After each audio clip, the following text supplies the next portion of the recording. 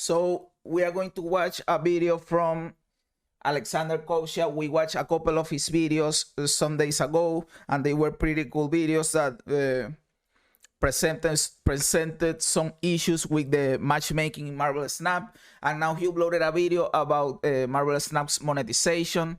So I want to see what he has to say. And yes, and if it is cool, we will just talk about it. Hey friends, and today we've got another Marvel Snap discussion video where we're going to be talking about one of the major issues with Marvel Snap's monetization that I believe no one's talking about except us, because we're going to talk about it right now. So on the left side here, we've got an example. I mean, it's your right side, but it's my left anyways, whatever. Marvel Snap made $2 million in its first week. Report. Well, thank you so much, GameStop. I appreciate it. Wait a minute, this is not GameStop.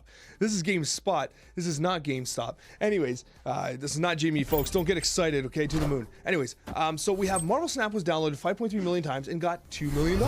Not bad. That's pretty exciting. And then I read the article and I was like, nice. And I walked away. And I took my hamster for a walk and I took the kids for a bike ride. And something was like weighing on my conscience. And it was not. I was like, something's wrong with that article. What the hell? What was it? Why didn't I clue into it at first? Yes, because at first sight you say, well, the game had a good start, you know, and that's what I thought. The game had a good start. They make 2 million in the first week. That is great.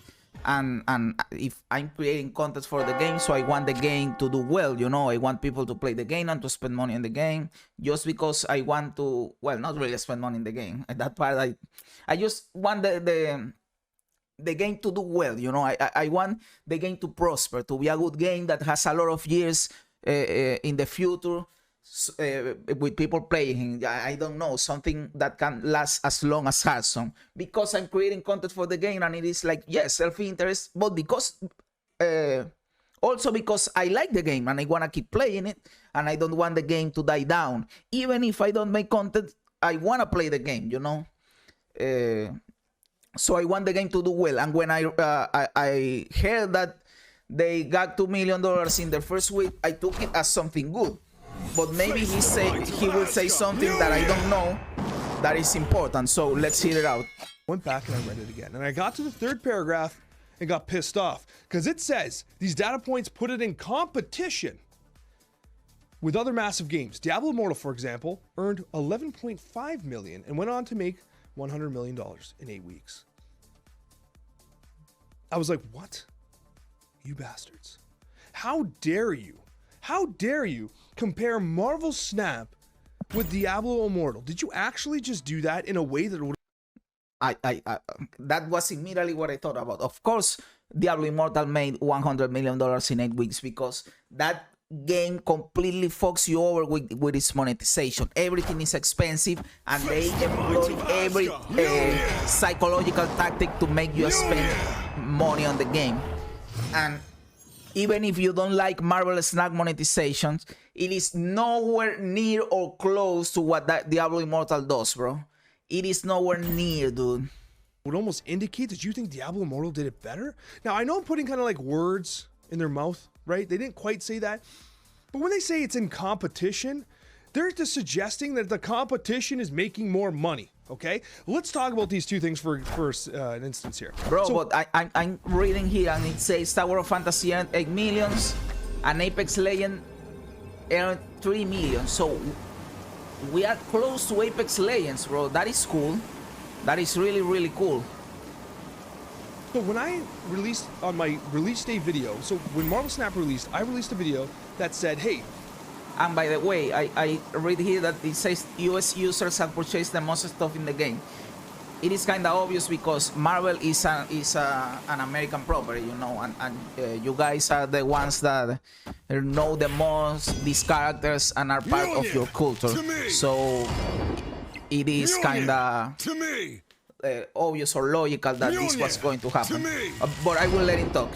This game is so free-to-play friendly that it is like the way to play the game. Free-to-play could not be better on Marvel Snap.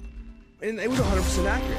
When Diablo Immortal came out, this game was so rampant with microtransactions and straight-up garbage that, like, it had so much negative bad press. Exactly. And here we are talking about... And Marvel Snap is it is very free-to-play friendly. I have said it in a lot of times, but if this is your first time watching me, I am mostly free-to-play. I started spending money just this season because I bought the season pass.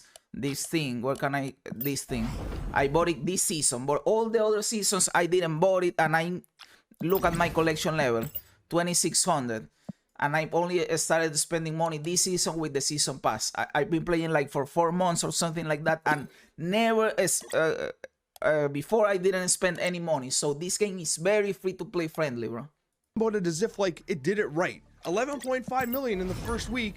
Look at it go. It's like, yeah, that game was absolutely predatory, and it pissed everyone off who played it. It was rampant with paywalls and just straight up garbage. Marvel Snap has none of that. They made one. That game is pay to win, which Marvel Snap is not. Paying only makes you have more cards and advance the collector's track. But as I said before, having more cards doesn't mean you have more power, bro. You can build several of the strongest decks in the game in your first days of playing the game as a free-to-play player. You won't be missing anything. And in Diablo Immortal, if you don't pay, you won't win. It is just like that. And everything is expensive, and they trick you mentally, you know, to make you spend money. Always lucky. It is bullshit. One miner messed up during beta. They refunded everyone's money for the Nexus events and moved on and did it right. And that was a big W for Second Year and Bro and all those people. Taking back the Nexus events was a big W, bro. Thinking, I was like, hold on. So what's the problem, Alex? What is the thing that nobody's talking about? The problem is that there is no incentive to spend any money whatsoever in Marvel Snap. And when we talk about incentive, I'm not talking. I was thinking about that, but at the same time, people like that, bro. People like that, and that will mean that a lot of people will download the game. And if a lot of people download the game, a lot of people will buy variants, you know, and a lot of people will buy the season pass. And I know they will introduce another way of monetizing the game. They should sell the board, you know. We always are playing in this kind of space asteroid, or I don't know. They can sell boards. I could see myself buying a board, of course, and they could sell avatars that you can get any other way. They could sell the frame for the avatar that you can get any other way, you know.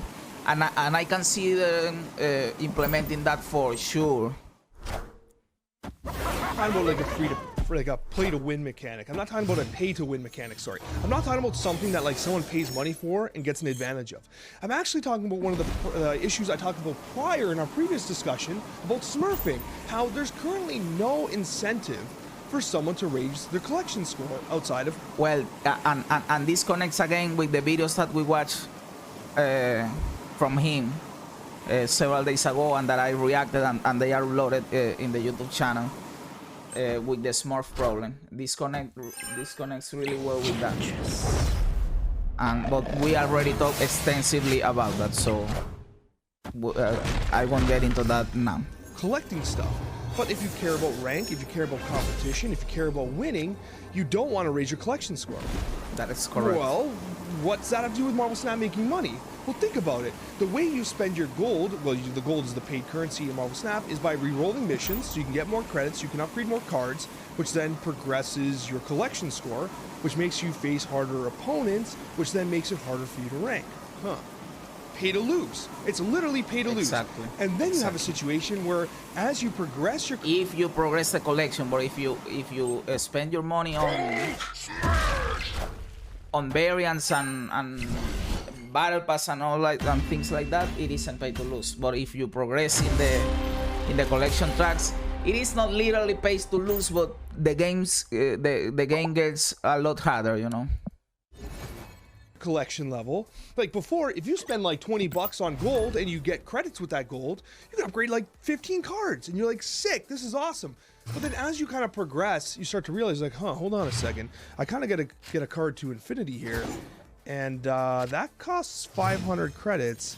It's a lot. It's getting expensive really fast, and what you quickly realize is that spending your gold and your money on credits feels absolutely terrible in Marvel Snap. It's a horrible feeling.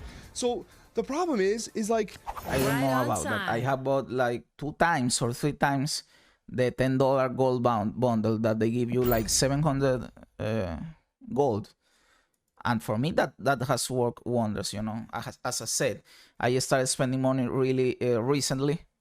I bought the battle pass and I bought like 2 or 3 bundles. I don't remember how many, 2 or 3 of the $10 with gold that it gives you 700 gold. And for me, it has felt great, bro. I advanced my collection. I am really close to have a full collection. But as I said, you don't really need to do that because before that I was free to play and I was already in the 2K levels. So I did it just because I started streaming and the game and uploading videos to YouTube. there's no incentive. There's no incentive to spend money, and yet Marvel Snap still made $2 million. That's fantastic. But it's based on the Marvel IP. Is this sustainable? Is $2 million enough in its first week? Is it making enough money? I don't want this game to disappear, right? I want the same as you, as I said earlier. I want the game to prosper, bro. And yes, it is a kind of self-interest because I like the game and I am uploading the content about the game. Or even if I weren't uploading content, I would want the game to be good because I like it and I want to play it. At the same time, I do believe that $2 million in the first week is really good. But it is true that you could argue that the Marvel property is carrying the game and the art is carrying the game.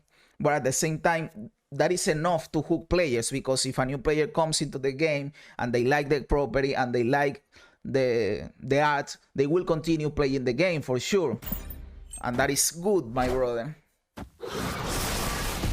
And I do believe it kind of can hook you, and then you will spend money. You will get a cool variant and you will spend money. You want to progress faster because, yes, you are talking about the system, that you can manipulate the system, and the system doesn't incentivize you to rank up or to not to rank up, sorry, to... I can't play anything here because I'm locked out of the game because of the Sanctum Sanctorum.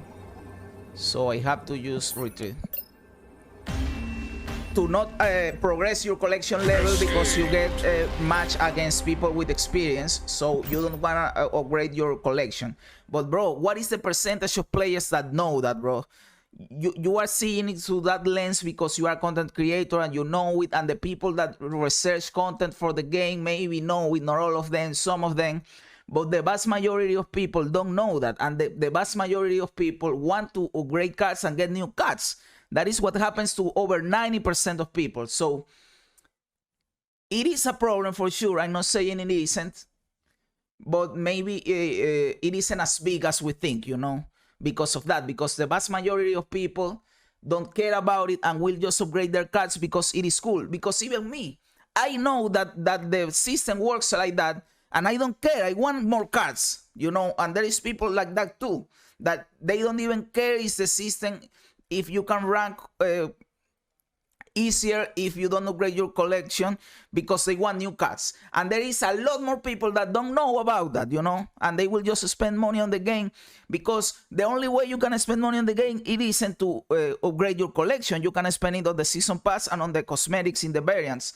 And I hope that they bring more cosmetics, like I said, like a frame for the avatar, or exclusive avatars, or boards, you know, so that you don't always play on the same board. And they already say that they are going to introduce like super rare variants, so that is cool too.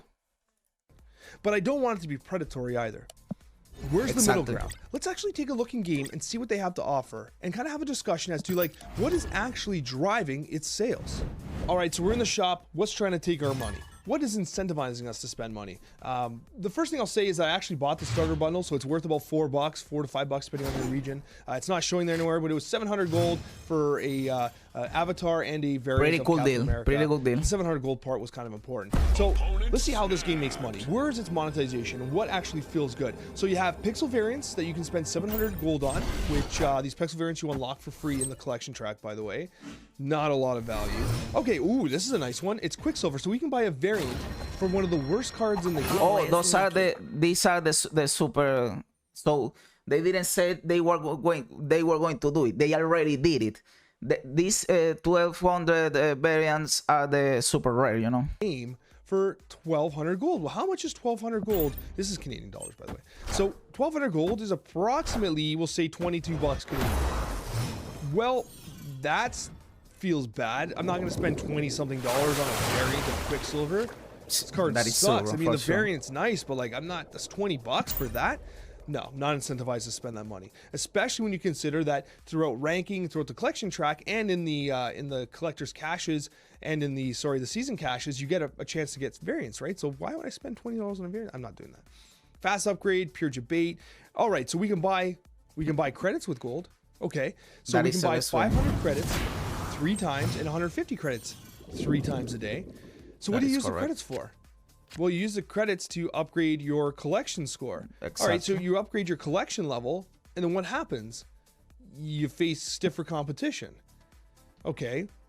But most I understand what you're saying, but most people aren't thinking about that, bro. Most people are thinking about unlocking cards because they don't even know that the matchmaking is based on collection level. Why would I do that? Well, I guess because I don't want to rank anymore. But if I don't rank, then I don't get these rewards. I don't get the variant. I don't get the gold. I don't get the sexy card backs. I mean, I don't want to push myself. I don't want to make my ranking harder by pushing up my collection score. So I'm not incentivized. I don't want to spend that money. Okay, let's go back to the shop. What else do we got? So we're not doing the variants. We're not doing the credits. We got the gold itself, which is incredibly expensive. 8,000 gold for 140 bucks. That's a lot of money. Okay, hold on. Everyone's telling me to spend my gold on mission refills. Here's the problem with mission refills. That we're going to hear what he has to say about mission refills, but that is a good way of spending the gold because in average you get the same how do you call it? On average you get the same. I think I win this game. Give me a second.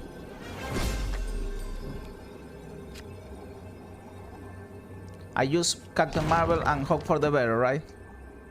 Hope for the best. So, yes, you Killmonger. That is kinda bullshit. And wave. I tie that location. And my Mysterio will win me the game. Come on, Mysterio. Come on, Mysterio. Nice! My Agatha Harkness winning game, the AFK deck. Well, as I was saying, spending money, not money, the credits on missions, even if they are the credits come from the missions themselves. Sorry, the gold.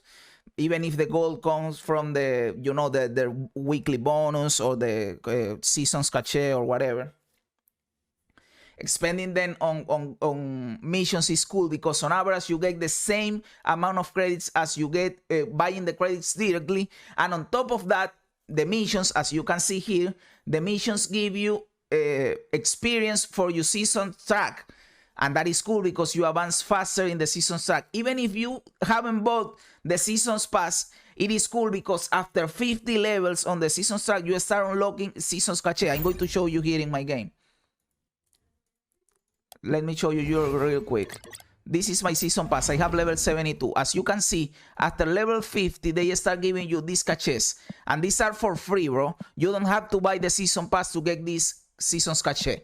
And so getting the missions with the gold give you experience so you can unlock the seasons cache and they can give you credits, gold, variants, avatars. So this is pretty cool. I love that system. So buying missions is on average a little bit better than buying the credits directly. But of course, you have to complete the missions. Refills, right? So yes, you get the most value because you are progressing your season pass. He said as well, it. He said it. But if you think about it, you get 2 mission refills every 8 hours for free. And if you stop like refilling them, and if you ever like miss location, if you ever miss missions or like you leave this blank and you don't play for a few days, like it's opportunity cost, right? So you essentially just waste that money, so to speak, because you haven't kept up to date with your missions anyway. So why are you spending your gold? If you are going to wait to spend money on the missions, you have to do them immediately. You can't buy the missions and leave them there because they are going to give you missions either way. But if you are constantly playing the game and you never have missions, because as soon as they give you missions, you complete them, then it is worth it to buy the missions, because you are going to complete them immediately, and then you can get more than 2 missions every 8 hours because you are completing extra missions, you know. There, when you could just do your missions regularly and it has the same effect. Interesting thought, and especially when you consider it doesn't really have the same effect if you are completing your missions.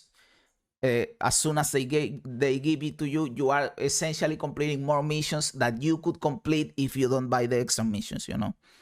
Consider how much credits and gold you get from the actual weekly missions. Okay, so now we're in a situation where, like, okay, so this game's giving us a lot for free. It is, and I don't want to complain, but at the same time, it's like, man, there's like no reason to spend money. There's no reason. I have 11,000 gold. I'm gonna have 12,000 gold eventually. Bro, I believe there is reasons to spend money. Right now, I want to spend money on gold. I don't do it because I'm broke, but I want to buy gold because I want to use that gold to buy credits, and I want to unlock cards, bro. So that is the reason to spend money. And you say, no, but there is no way, there is no incentive because of the ranking. As I said earlier, everybody doesn't care about that, you know. And if you are already in pool 3 and you want to complete your collection faster, that is the best way, because you are already in pool 3. You don't care about suppressing your collection level anymore because you are already advanced. The only people that could potentially care about that is the people that are still in pool 1. So you only have the players that are still in pool 1, and a lot of those players don't even know about that season. So I don't believe it is such a big deal, you know. Yes, I agree that the game needs more ways of monetizing the game, because we want the game to be successful. I agree with that part. The part that I don't agree with is that you aren't incentivized to spend money on gold for credits, because you are. I want to do it. I know a lot of people that want to do it, and a lot of people don't know that you can do that, and the people that are already in pool 2 and pool 3, they are already advanced the collection level, so spending money is good for them because they can get new cards and build new cool archetypes. Because what you want to do is stay in pool 1 to get infinite and just play the Su deck forever or the Odin deck forever. No, bro, you want to play the Mr. Negative deck, you want to play the Destroyer deck, you know, those cool things that aren't possible in pool 1. So I don't think that this is so game breaking, but I agree that we need more monetization ways, you know. Eventually, there's no reason to. There's no incentive. The only money that's worth spending is the collector pack and the season pass. And if the season pass is like, you know, whatever, it varies in cost depending on your region. But the season pass is great, bro. It is. I bought it for the first time this month, and I like it a lot, bro. It is very cost efficient. They give you one extra card, but that isn't even the best part, bro. And they give you card backs and variants and avatars, and that isn't the best part either. The best part is that you get extra credits and extra gold there. And apart from all those other stuff, so you get a lot of, it is very cost efficient. You get a lot of stuff for very little, you know. We'll call it 10, 15 bucks if you get the premium version or the premium plus version. But anyways, okay, this is good value. So it makes 10 bucks a month for me, for sure. Is that it? Are we good with that? Is 10 bucks a month okay? I think it's okay. That's $120 a year. It's quite a bit. Quite a bit. It's you know, two or three AAA games, an indie game, whatever it is, right? It's a lot. But is it really pulling that money out of you? Because if you look at it, okay, you get a variant, you get some boosters. I think they need to make the season pass better, and I think they need to make the variants. To me, the season pass is very good. You know, it is very, very good. Maybe make it. I don't know. Past 50 levels. I don't know. I don't really know. Or make the levels take longer to complete to incentivize people to buy levels. But I don't know. I don't like that either, dude. But I believe that the season pass is really good as it is. That's not variants. The variants less expensive. And I think they need to start doing things that encourages us to spend our gold. I think they need an arena mode. I think they need other modes that we can use to, you know, buy tickets for, or that we need to have something. Maybe we kind of know that they are going to implement the tournament mode because they have implied it a bunch of times. They haven't said it directly, but they have implied it a lot. And maybe the tournament mode needs an entry cost with gold, you know, and probably it will, and that will be cool. I want the tournament mode. I want to play tournaments in Marvel Snap, and I can do it because you can't really do a tournament because you can add people to play them, and how the fuck are you gonna play them if you can match make against them, you know? But I want to play tournaments because I believe the tournament mode for Marvel Snap is great with the cubes stuff. You don't want to play a best of 3, but you want to play whoever take away 10 cubes from the other player first. That is great, brother. And yes, I want to play tournaments too, to improve at the game, to be a better player and to be competitive because I love that. And I'll be honest, the ladder, it is cool to rank up, but I feel like if you know the snag mechanic, you will get to infinite, and that is everything. That is sweet. Maybe tournaments will get you that competitive edge. But yes, the tournament mode will come eventually, and maybe there you get an entry with gold, and there is a gold sink there too, and that is really, really cool. I would be playing that mode for sure. Thing to support this game. Now, I don't want it to sound like I'm, or maybe they don't take gold per se, but they take credits, and they take big credits like 500 credits. So you have to you could enter for free, because I don't believe they will lock free players out of the tournament mode, but at the same time, to enter for free you have to save up your credits, you know, so that could happen. Or if you don't want to save your credits, you have to spend money in the game buying credits, so that could be cool too. I'm someone who's complaining about a game that does free to play too well. That's not what I'm saying. What I'm saying is that there really is no incentive to spend gold in this game whatsoever. You don't need the variants. Yes, there is, bro. Yes, there is, and I already established that. I know if you hyperanalyze everything from your perspective, there isn't, because you believe that people don't want to upgrade their collection to abuse the system, the matchmaking system. But I believe that is not the reality for the vast majority of players. The vast majority of players want new cards, bro. That is the truth. And that is the incentive. What is the incentive to spend money? Getting new cards. They're incredibly costly. And if you spend gold to progress faster through your collection level, you just face higher ranked players. You just face other people with high collection scores who tend to be currently beta players. Where's the incentive? There is none. And yes, we don't want the pay to win style mechanics, but we need to support this game. It has a Marvel IP, which I'm sure costs a fortune. It's an amazing game that's a lot of fun. But if this game doesn't make money, then the development team can't keep the doors open, can't keep the lights on, right?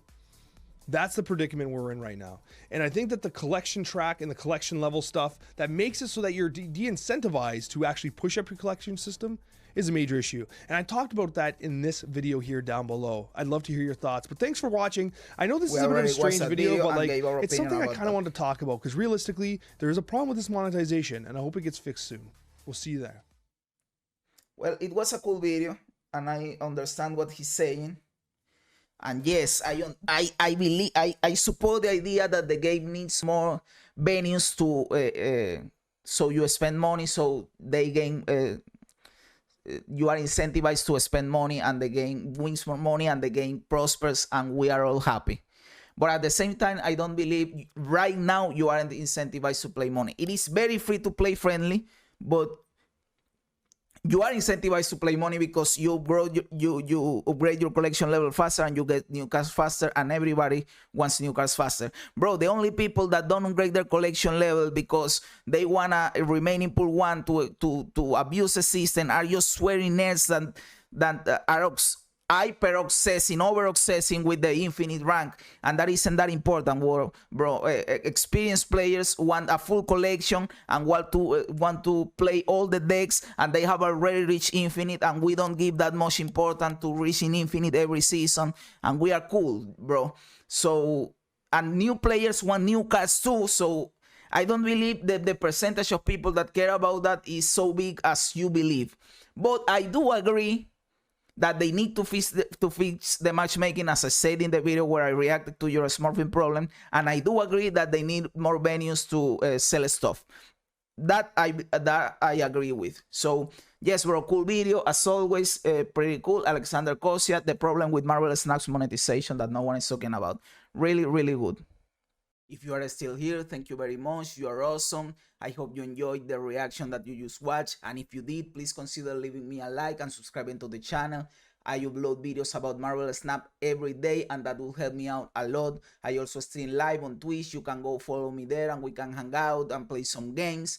You can also follow me on Twitter. I post there every time that I go live and when I upload a new video. And again, bro, thank you very much for being here. You are truly awesome. And remember, as the great Bill Hicks said, this is just a ride.